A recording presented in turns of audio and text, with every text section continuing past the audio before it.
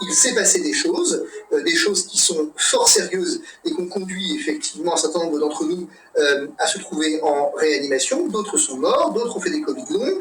Et donc, il faut faire attention à ne pas être dans une minimisation. Je n'ai jamais été dans une minimisation de la crise, je n'ai jamais été dans une minimisation de ce qui s'est passé, et je n'ai jamais été dans une minimisation de l'importance de faire attention, de prendre des mesures propres à ralentir la propagation du virus. Je n'ai jamais été dans une négation de l'épidémie et ne le serai jamais.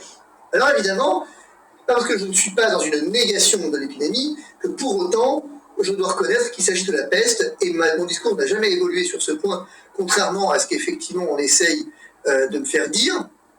Je n'ai jamais dit que c'était la peste, je n'ai jamais dit que c'était la grippe. Entre les deux, il y a une mesure, nous sommes dans cette mesure. Cette mesure, elle conduit à quoi?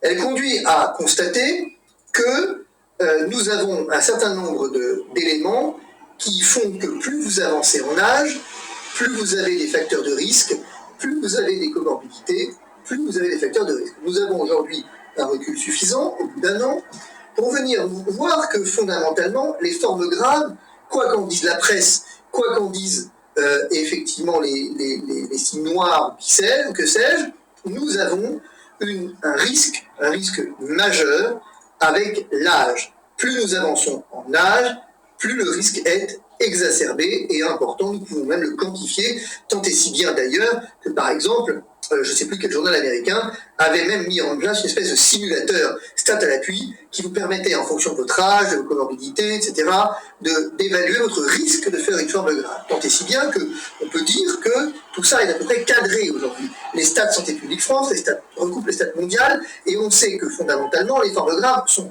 quand même majoritairement, ultra majoritairement réservée à une population qui est quand même de plus de 70 ans, avec une marge sans doute effectivement au-dessous de 70, entre 65 et 70, avec une petite marge à partir de 55, mais en tout cas, nous avons jusqu'à 55 assez peu, voire peu de formes graves, et plus nous allons en dessous de 30, c'est anecdotique, et au-dessous de 20, c'est encore pire.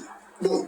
Alors je sais bien, hein, j'entends déjà les uns et les autres dire « mais tout ça, moi je suis réanimateur, et j'ai vu dans ma réanimation des gens qui sont… » Oui, alors c'est le phénomène Jeanne Baron, je veux dire, j'aime beaucoup Jeanne, elle l'a effectivement tweeté, je me suis frité avec elle là-dessus. On ne fait pas des statistiques et on ne fait pas de la prédiction de santé publique sur la base d'une anecdote et sur la base effectivement de ce qu'on peut voir, si tant est qu'on l'ait vu, dans un service. C'est pas comme ça que ça fonctionne. Ça fonctionne, un risque, il s'évalue globalement. Il ne s'évalue jamais de façon focale. Il s'évalue toujours de façon globale.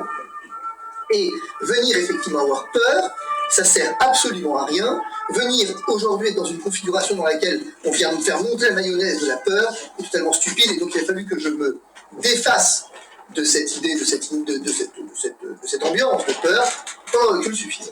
Et ce recul suffisant, donc il est de dire j'ai 46 ans, je suis en bonne santé, je n'ai pas de comorbidité, et donc j'ai une évaluation de mon risque, j'ai fait un choix, et se dire voilà quel est mon risque. Mon risque, il est statistiquement celui-ci de faire une forme grave du Covid. Voilà, ça, je ne dis pas que je ne pourrais pas en faire, je dis que j'ai évalué mon risque. Si je fais une forme grave du Covid, voici effectivement les statistiques que j'ai, également dans décédé, parce qu'à la fin de la fin, c'est ça quand même l'idée. Donc j'ai une évaluation de mon risque et une prégnance de mon risque. Maintenant, sur le vaccin lui-même, j'ai dû effectivement et naturellement peser ce risque par rapport au risque de la vaccination. Quel est mon risque finalement, quel est mon bénéfice attendu de la vaccination versus le risque que je prends en me faisant vacciner? Et est-ce que, deuxième élément, la vaccination est la seule alternative, puisque là je prédis effectivement une prédiction sur la forme grave, mais encore faut-il que ce soit inéluctable et que statistiquement je fasse une forme grave parce que il n'y a d'autre alternative que celle d'une forme grave. Et est-ce que je ne peux pas, finalement, est-ce que la vaccination est le seul moyen d'empêcher la forme grave? En d'autres termes, est-ce que j'ai le choix entre rien d'un côté, j'attends, je fais un Covid, je fais une forme grave statistiquement qui est le temps, et je me fais vacciner, et j'ai un bénéfice qui est, les laboratoires disent de 90% de ne pas faire de forme grave. Bon, ok. Donc mon bénéfice pourrait apparaître supérieur à celui finalement de ne rien faire, ça paraît notoire. D'abord, premier élément, ce bénéfice, il faut effectivement ne pas le comparer à rien, parce que, et je vais vous en parler dans un instant, il faut le comparer à la question des traitements, évidemment. Et je sais bien que, disant cela, je m'attire les foudres de tout le monde, peut-être ça me partie, mais en tout cas, je vous parlerai de ma position sur les traitements dans un instant. Le forme grave du Covid, le vaccin. Le vaccin, le bénéfice, ok, on l'attend, 90%, avec le marketing des labos, pas de problème. Maintenant, quel est le risque de la vaccination? Parce que c'est ça la vraie question. Est-ce que j'ai un risque finalement plus important me faisant vacciner ou en attendant si j'ai le Covid finalement? Est-ce que c'est ça la question de fond? Eh bien, nous sommes au cœur du débat. Et nous sommes au cœur du débat avec un élément très clair qui est qu'aujourd'hui, nous n'avons aucune idée tangible du risque de la vaccination sur une population dont la chance, dont la probabilité de faire une forme grave est quand même relativement modérée. Le risque est nécessairement défavorable, le risque est individuellement forcément supérieur, puisque par définition, je ne le connais pas. Tandis que, et c'est un point tout à fait substantiel, existe effectivement la probabilité d'être traité, et ce point est tout à fait essentiel. En effet, ce qui m'a décidé, et c'est important, c'est que j'ai autour de moi un nombre, vous l'imaginez, assez incalculable de médecins qui nous accompagnent, qui nous suivent, et ces médecins, ils font quelque chose d'intéressant pour certains d'entre eux, pour beaucoup d'entre eux. Ils étaient, pour la plupart, au départ, raoulto-sceptiques, assez vite. Ouais, bon, et certains d'entre eux, d'ailleurs, m'ont même demandé de saisir l'ordre national aux fins de, sinon effectivement déposer plainte, parce que tel n'était pas l'objet, mais en tout cas de dire, écoutez, il est sympa, mais si on pouvait, attention, voilà, bon, qui se calme un peu dans sa façon de faire. Bref. Ces médecins, finalement, ce qui est amusant, c'est qu'un certain nombre d'entre eux, et non des moindres, ont vu beaucoup de patients. Beaucoup, vraiment beaucoup, jusqu'à certains, 60 à 65 par jour. Ils ont vacciné, quand c'est arrivé, modérément, normalement, en cabinet, pas de problème. Mais tous, absolument tous sans aucune exception, de ceux que je connais en tout cas, qui forment ce collectif qui m'a accompagné pendant un moment, eh bien, que j'ai accompagné, ont soigné, pour les uns, tous en fait quasiment, à l'azithromycine, la chloroquine pas tellement finalement, parce qu'ils se sont un peu méfiés, mais bon, à l'azithromycine, et tous disent, mais les hospitalisations ont chuté en fait, y compris chez les populations fragiles.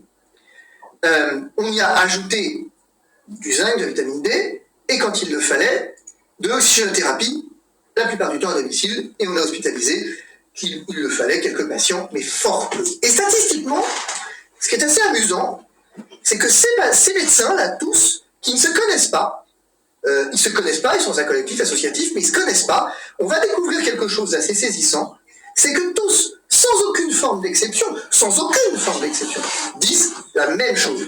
Et c'est intéressant, ces médecins. Pourquoi c'est intéressant? Parce que certains d'entre eux m'ont suivi dans le passé, m'ont accompagné dans le passé.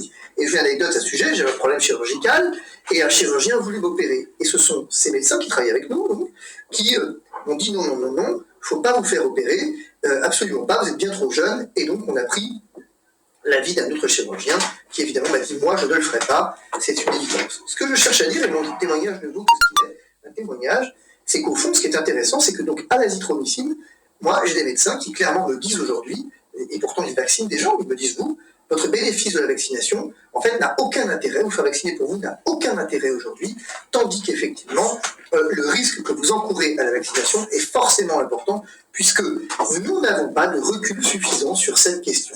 Bon. Ensuite, dernier point, ils se sont mis, pour la plupart, à l'ivermectine, et alors là, autant qu'ils étaient sceptiques sur la chloroquine, autant l'ivermectine a été pour eux une révolution, une révélation. Alors, encore une fois, je ne fais que relater les témoignages qui me remontent, et je vous expose un élément tout à fait clair, c'est que je suis avocat en santé publique, je connais mon boulot, je sais effectivement qu'une industrie pharmaceutique qui arrive avec quelques médecins stars de plateau télé qui n'ont rien lu, qui connaissent rien, et qui effectivement viennent vous vanter un vaccin qui a 4 mois et qui veulent vacciner une population générale à vaccination, moi, ce que je sais, c'est que je suis un fervent partisan d'un tableau que j'aime énormément, l'allégorie du temps gouverné par la prudence, hein, de Titien, donc au XVe siècle, avec vous souvenez, ce portrait, ces trois portraits qui sont intéressants, trois portraits d'hommes, avec en dessous la tête de lion, la tête de loup et le chien, en fait. Et pourquoi je vous dis ça? Parce que la légende est extrêmement intéressante. Informer du passé, le présent, agir avec prudence, de peur qu'il n'ait à rougir de l'action future. Moi, aujourd'hui, dans ma tranche d'âge, excusez-moi, mais j'ai vacciné en population générale les quadras aujourd'hui, avec aucun élément sur l'avenir, mais par contre informé du passé, qui est que tous les scandales de santé publique sont nés d'une précipitation de la sorte. Tous les scandales de santé publique sont nés d'une espèce d'euphorie scientifique, d'euphorie scientiste à venir prendre finalement pour les vessies pour des longs termes, l'évaluation du bénéfice-risque, alors qu'à côté de ça, les médecins qui ont pour le coup accompagné le cabinet, qui connaissent le cabinet, avec lesquels on travaille, qui sont des gens qui ont fait la preuve de leur tempérance aussi, parce qu'ils vaccinent d'un côté, parce que de l'autre ils traitent, et bien disent que ce bénéfice-risque est largement en faveur du risque. Voilà la raison qui me motive clairement à ne pas donc me faire vacciner aujourd'hui. Encore une fois, ça ne vaut que pour moi. Je n'ai absolument aucune intention de donner des leçons à qui que ce soit, ni de conseiller quoi que ce soit à qui que ce soit. Simplement peut-être cette phrase, je le redis, qui vient sous ce tableau, hein, informer du passé, le présent agir avec prudence, de peur qu'il n'ait à rougir de l'action future. Parce que bon, si on se plante, on se plante. Et regardez, avec AstraZeneca, c'était le miracle. Je me souviens encore de Victoro sur Jimmy Mohamed sur TPNP, où Martin Blachier, AstraZeneca est parfaitement sûr, absolument sûr, tellement sûr, absolument certain. Il n'y a rien de plus sûr qu'AstraZeneca. On m'a même proposé, en sortant d'un plateau, de me faire vacciner par AstraZeneca. Et concrètement, une semaine plus tard, AstraZeneca était interdit au moins de 55 ans. Johnson a été suspendu. Alors moi, je veux bien qu'on joue à la roulette russe, mais si vous voulez bien, on va essayer d'y jouer avec quelqu'un d'autre.